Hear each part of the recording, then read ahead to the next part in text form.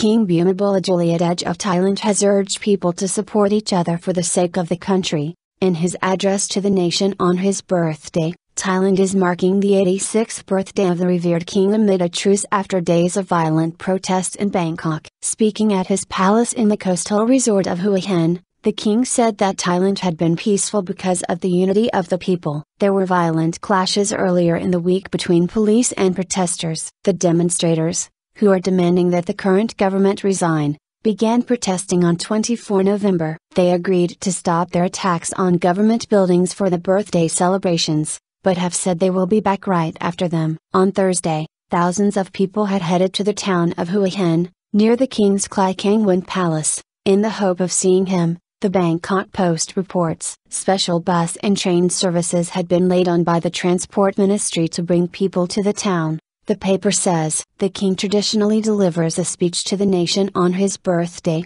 an audience keenly anticipated for any hints of his thinking on events in Thailand. He called on people to do their duty to support each other for the sake of the country. All Thais should realize this point a lot and behave and perform our duties accordingly. Our duty for the sake of the public, for stability, security for our nation of Thailand, the king said. The current wave of protests began in Bangkok relatively peacefully, but things took a violent turn over the weekend and on Monday. Protesters tried to topple police barricades and storm the Prime Minister's office, Government House. Clashes broke as police used tear gas and water cannon to repel them. The situation calmed down on Tuesday after security forces stepped back from protesters. Some anti-government protesters headed to the police headquarters in Bangkok on Wednesday. A few hundred of the protesters were allowed inside the compound by the police and then withdrew. The protesters say there is more to come. After the king's birthday, we will start fighting again until we achieve our goal,